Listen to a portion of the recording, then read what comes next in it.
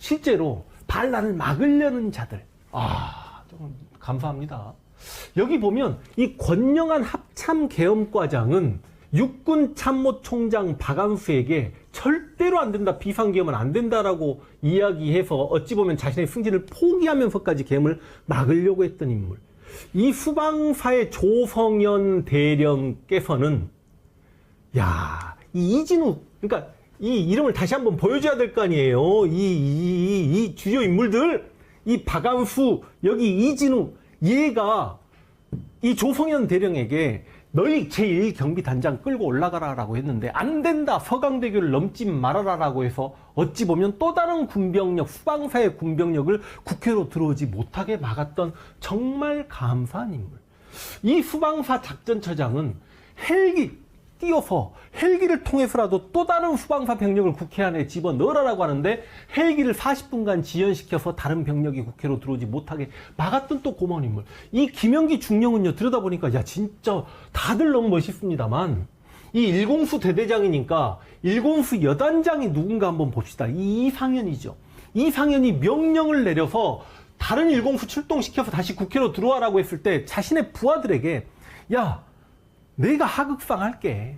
나 저 잘못된 반란에 가담할 수 없다. 내가 한 3년 정도 군복 벗고 실형을 살 테니 너희들은 내 명령에 따르라라고 하면서 그 군대를 출동시키지 않았던. 이렇게 보면 실제로 실무진에 있었던 대령과 중령들이 올바르신 분들이 많았기 때문에 이 12.3 비상계엄이 실패로 돌아갔고 그 후계와 그 똘마니들이 이렇게 감옥에 갇힐 수 있는. 이분들께 진짜 감사하다는 말씀을 드리겠고, 우리가 홍장원 국정원 1차장님은 실제로 뵙게 되면 저는 정말 개인적으로 90도 인사를 드리고 싶고, 그 다음 실제로 그 무서운 상황에도 국회로 들어가는 걸 마다하지 않았던 215명의 국회의원들, 그리고 당시 월담 국회의장으로 이제 유명하신 우원식 국회의장과 당시 야당 당대표였던 이재명 현 대통령 등이 어찌 보면 12.3 비상계엄을 막은 다들 주인공들이라고 볼 수 있습니다.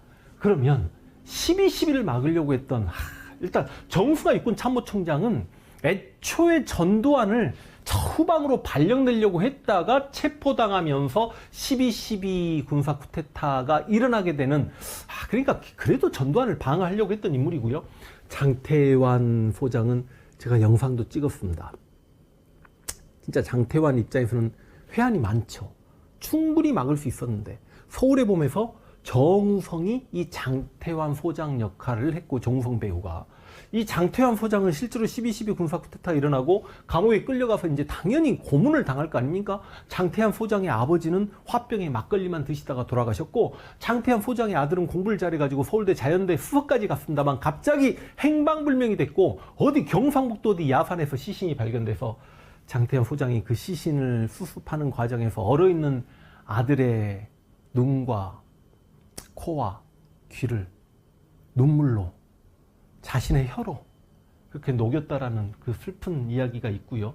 이 정병주 특전사령관은 자신의 부하 김호랑이 자기 눈앞에 죽는 것을 보면서 평생 김호랑의 눈이 보이지 않았던 그 김호랑의 부인을 챙기면서 회한에 잠겨 사시다가 장태환 장군과 시시때때로 만나면서 우리가 건강해서 오래 살아서 12.12 군사 쿠데타 이놈들에 대한 역사적 증언을 해야 되네라고 사셨는데 갑자기 야산에서 목매달아서 돌아가셔서 자살로 판명됐습니다만, 두 분 다 천주교 신자여가지고 장태환은 절대 정병주 소장이 그럴 뿐이 아니다.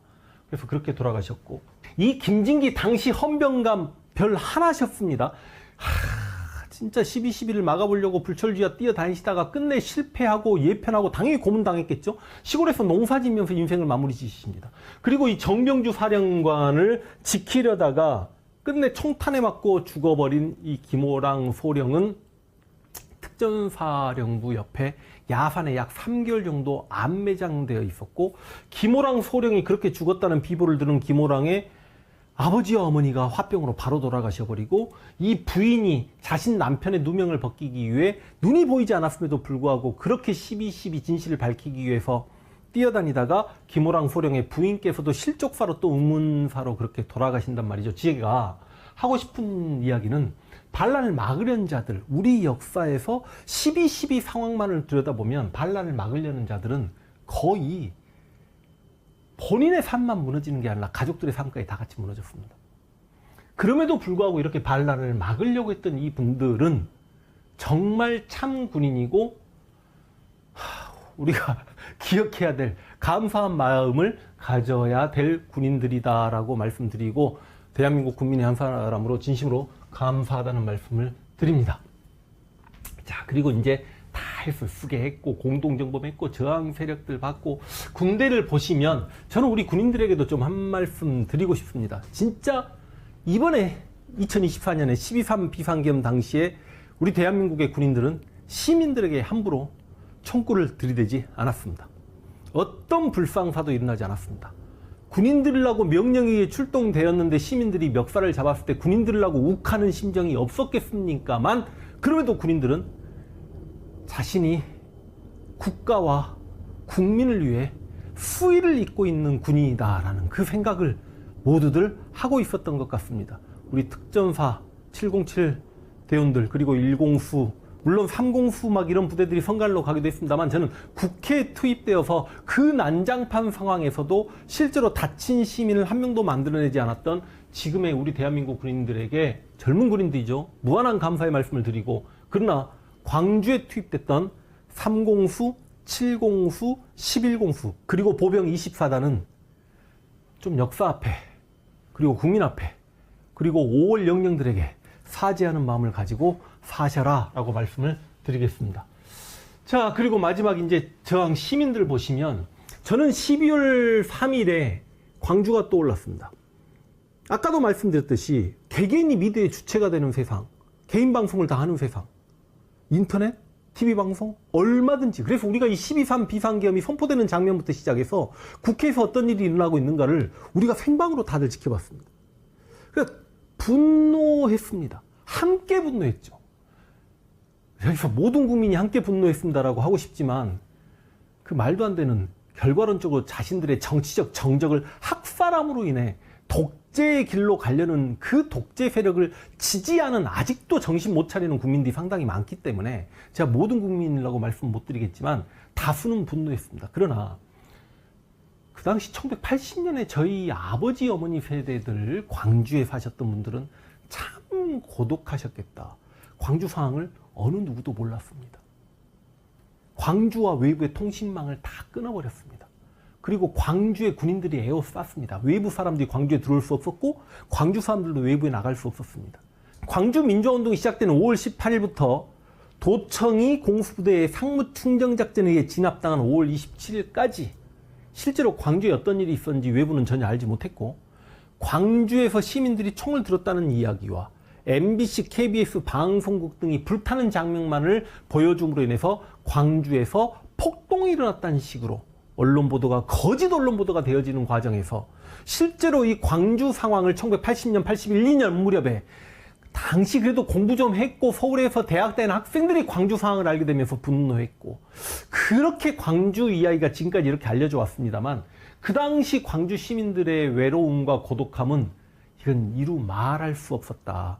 그럼에도 광주 시민들은 공수부대가 광주를 떠났던 5월 22일부터 5월 27일까지 5일간 대동세상이라고 하면서 실제로 아주머니들은 주먹밥을 만들어가지고 시민들에게 먹였고 모든 시민들은 줄지어 헌혈을 내서 부상자들을 치료했고 와, 이 광주의 아름다운 공동체를 어떻게 설명할까요? 그 대동세상 5일 동안에 은행, 금은방, 백화점, 마트 등등의 강도 약탈 사건조차 하나 없었던 그 아름다운 대동세상을 만들어낸 정말 세계사의 유래를 찾아보기 힘들 정도로 아주 아름다운 민주화운동을 보여준 그 광주 시민들의 그 외로움과 고독함이 그나마 12.3 내란이 일어남으로 인해서 조금 광주 사람들을 이해하는 마음이 생겼으면 하는 바람이 있었습니다만 12.3 내란 이후에도 윤어게인을 이야기하는 친구들과 내란이 정당했다라고 이야기하는 저런 구구 세력들을 보면서